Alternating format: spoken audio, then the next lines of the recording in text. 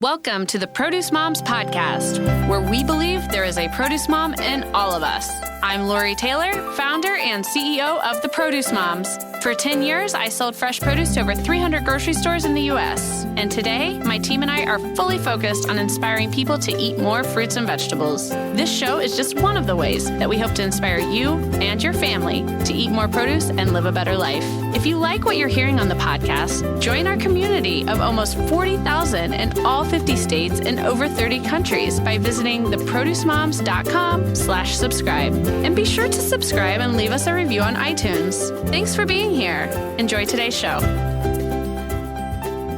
Welcome back, everyone. Today is going to be a fascinating and educational day on the Produce Moms podcast. I know that, all of our episodes are really important to me as well as to our listeners, and today is actually no exception. Today's topic came our way through follower request. We've had folks from, our social media followers as well as our subscribers to our newsletter who have reached out and said, "Hey, Lori and the Produce Moms team really want to learn more about CBD." And I thought, you know what? Now is the time. We need to source that expert and find out who can be that voice to answer the questions that, myself, those who follow the Produce Moms and beyond have as it relates to cannabis and CBD. So today I am extraordinarily thrilled and honored to welcome Emily Kyle to the Produce Moms podcast. Emily is a registered dietitian and she's a holistic cannabis practitioner. So Emily, welcome to today's show. Hi there. Thank you so much for having me. I'm honored. All right, Emily. So I'm sure you get asked this all the time. And I'm going to start today's show with this very important question. Tell us about your background and how you have evolved into being a holistic cannabis practitioner in addition to a dietitian. So when I went to college, I went to school and I didn't really know what I wanted to do, but I was really heavily influenced. My sister is a type 1 diabetic and has been since we were little girls. And so it had always influenced my perception on health and how nutrition and food plays a role in that. And really, more honestly, I've always been a cannabis user. I've been a cannabis user for the past 10 years. And about 3 years ago, I had a health crisis, which I really ended up having to rely on cannabis for a lot of different reasons. And so I ended up going back to school to become a certified holistic cannabis practitioner so I could really understand the science behind it and then turn that science into sound bites that consumers can understand as well. That's great. So let's start with some of the questions that I know I have. And I'm sure you undoubtedly have some sound bites and plenty of insights on these. I think we really just have to start at the top, Emily. Like, what is cannabis versus CBD versus marijuana? Yes, it's really important that we get these words right when we're talking about it. So I always tell everyone, if you can imagine me holding up my hands and making an umbrella, cannabis really is an umbrella term. Cannabis is the name of the plant, which we get all the things that we're talking about from. So weed comes from cannabis, CBD comes from cannabis, hemp comes from cannabis. So cannabis really is everything, and it's that really broad term that we use to describe the plant. Coming down a little bit more, there's two types of cannabis. There is cannabis sativa, which is going to be marijuana. And then we also have industrial hemp. So it's both cannabis, but a little bit different. And really the defining indicator between the two is the level of THC. So both CBD and THC are called cannabinoids. They're both found in hemp and marijuana, but in different amounts. So the cutoff, the limit here in the United States is 0.3% THC. If it's below that, it's considered hemp. And if it's above that, it's considered marijuana. Okay. So what's CBD? So CBD is short for cannabidiol. It is a cannabinoid, which comes from the cannabis plant.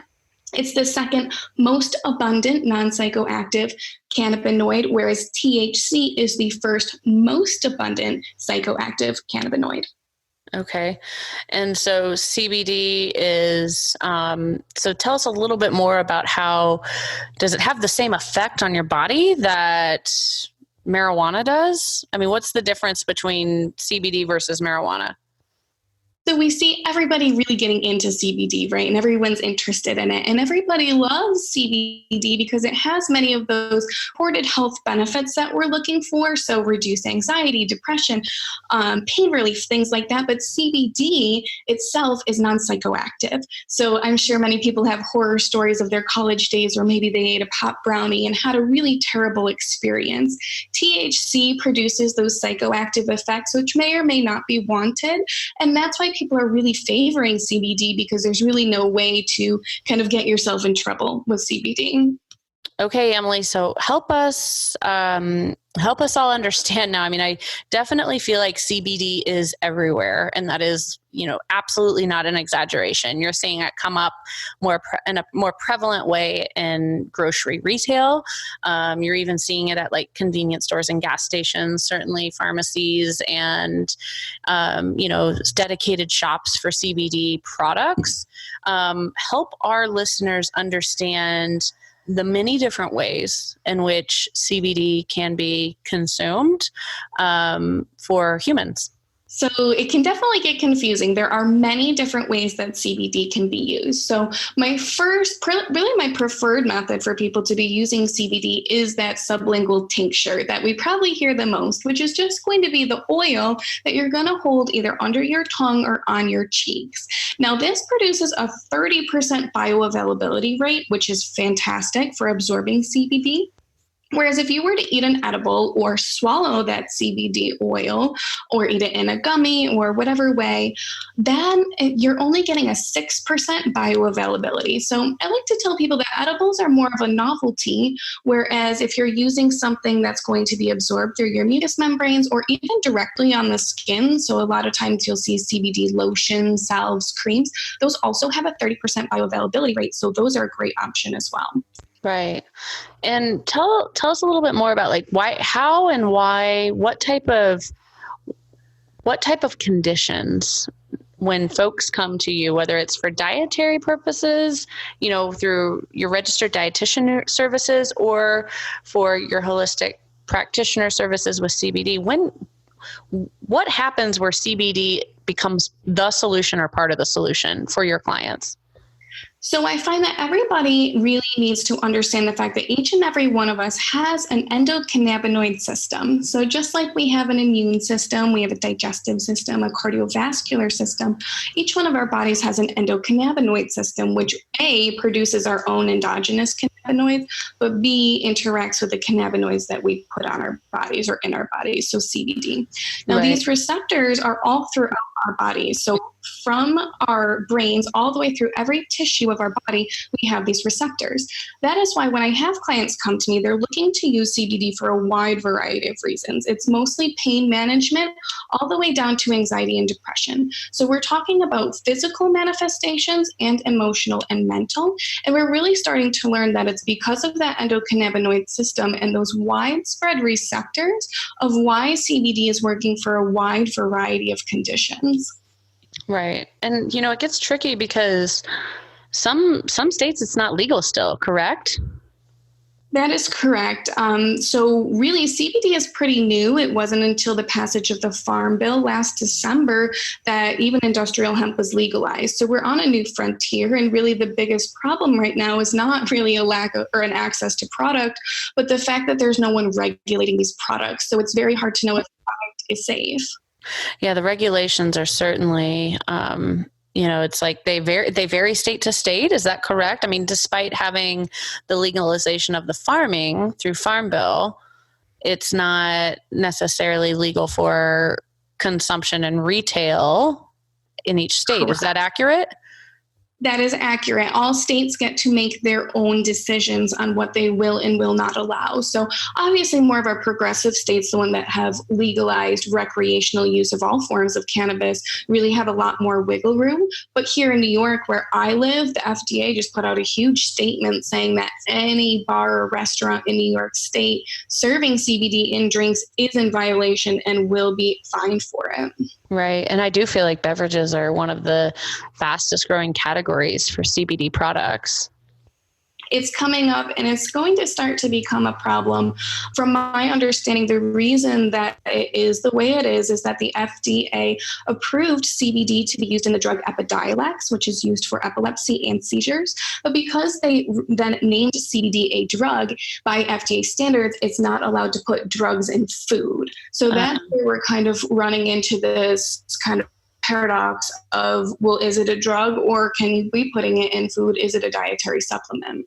Yeah, totally. I mean, I've even had folks in MLM structure businesses come to me and want to sell me their CBD products. So how can you tell with this influx of product availability on the market, in addition to frankly, just a gray area with regulations, how do folks know they're getting something that is legal as well as safe and effective?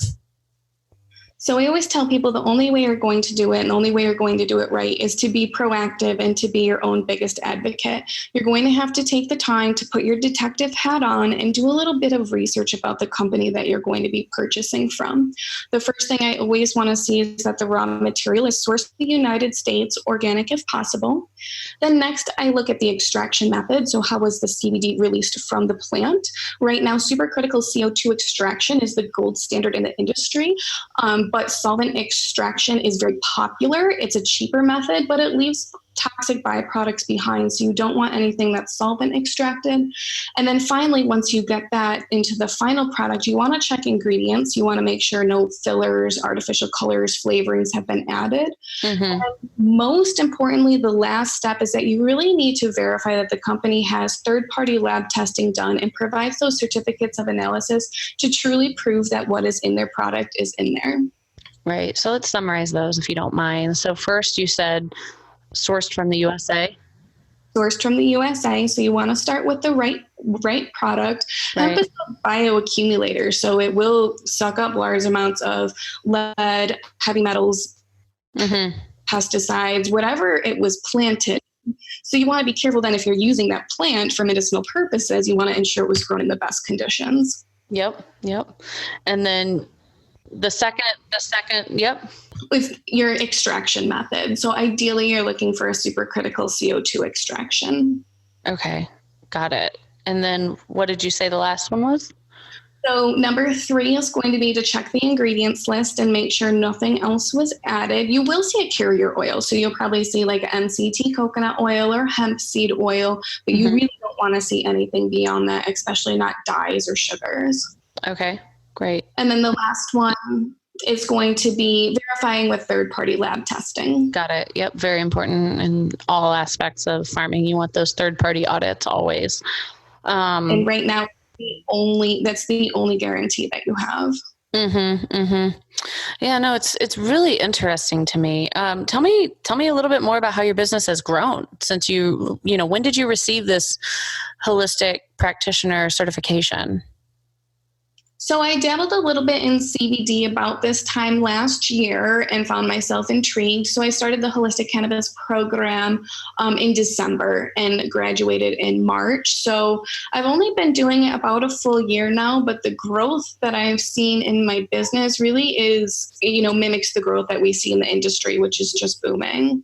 It is. Yeah, you're definitely hitting the hot button with this. I mean, I imagine that you will just continue to blossom and grow with what you're doing here. Interestingly enough, I was just at the Wellness Your Way Festival, which is an annual event that the Kroger company puts on. It's about wellness from a multidimensional perspective. So you have food and nutrition, you have mental health, physical health, and then also medicinal health. And there was an entire corridor dedicated to CBD at the event, at the festival. And, you're starting to see your mass grocers and retailers really getting behind the CBD products in a big way. I come from the school of thought where it's like, wow, if it's good enough to be on the shelf at one of these major retailers, then it's undoubtedly checking those boxes that, those 4-step boxes that you said, because no mass retailer, more than likely, they wouldn't stock a product that doesn't meet that criteria.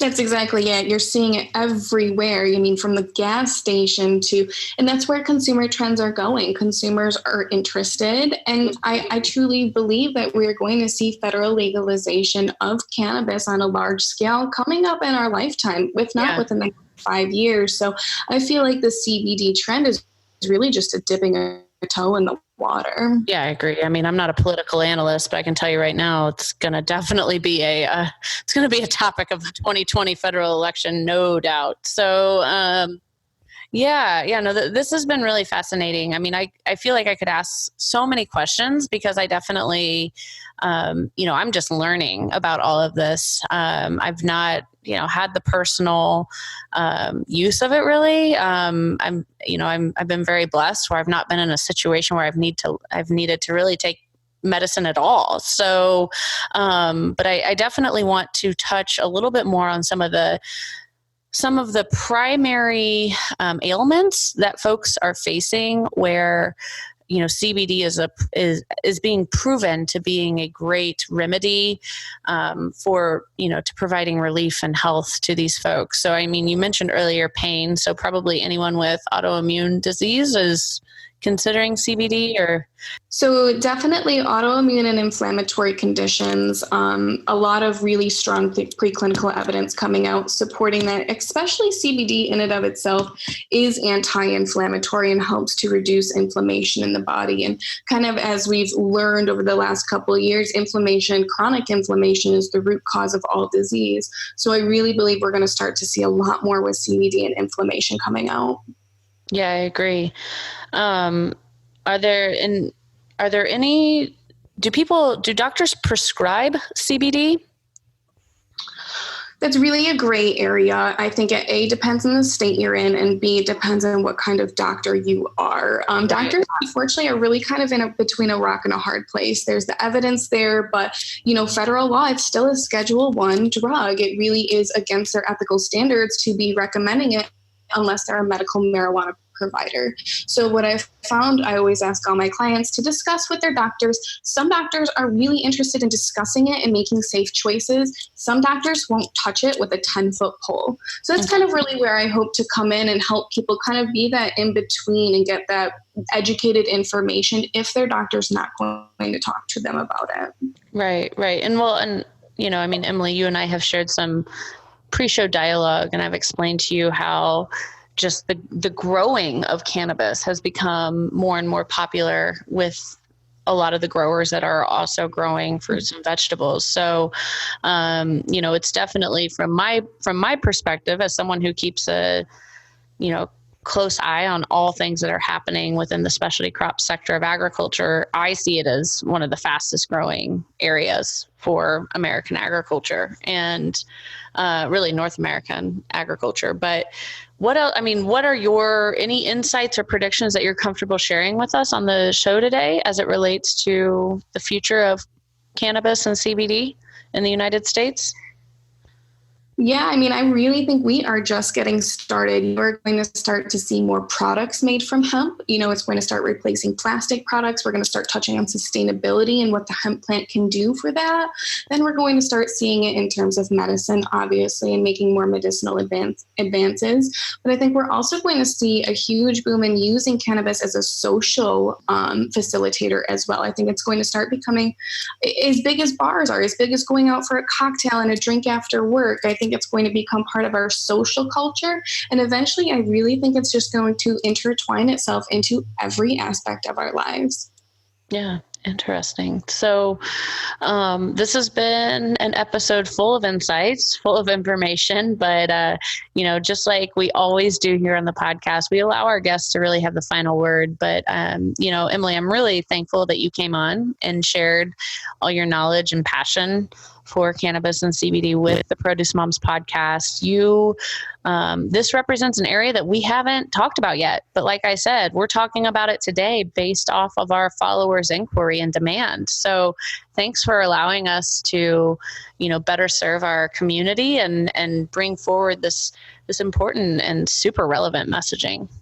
Well, thank you so much for being open to it and listening to what people want. It's really obviously a goal of everyone to get educated information into people's hands. So I really take it a true honor that you had me here to talk about this today. Yeah, of course. So where can our listeners go to follow along with what you're doing? And are there any specific resources on your website or digital offerings that you want to call out and really tell folks, okay, start here. If you don't know where to go, start here in your journey and I can help you. Perfect. So my website is emilykylenutrition.com. And if you go to my website, right in the main menu is a little button called Cannabis, and that will take you to my Well with Cannabis collective, which just kind of summarizes all of my articles and recipes. But there you can also sign up for my CBD education, usage, and dosing class. And you can also join my community, the Well with Cannabis community for women, where it's just a safe place to talk about cannabis in a private area. Thanks for joining us on this episode of the Produce Moms Podcast. If you or someone you know would like to be a featured guest, just send an email to Lori@theproducemoms.com. We know there is a produce mom in you because there's a produce mom in all of us. Join our community on Facebook and all social platforms. Help us change the way America eats. Thanks again for listening, and we'll see you next time.